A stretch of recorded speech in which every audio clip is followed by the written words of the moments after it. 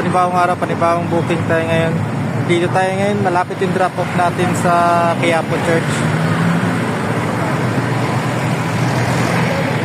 Yan. Malapit dito yung drop off natin yung mga paps.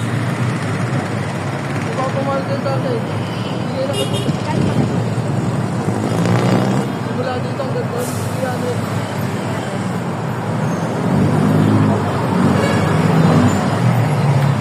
Yan. Bali, huminto muna tayo dito.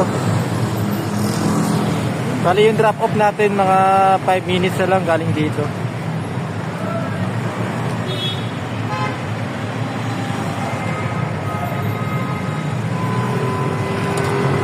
Medyo wala masyadong traffic ngayon. Kahapon masyadong kasi umuulan ngayon. Parang uulan to pero baka mamaya-maya pa to. Ayun lang mga paps, ingat, ride safe sa atin lahat. God bless.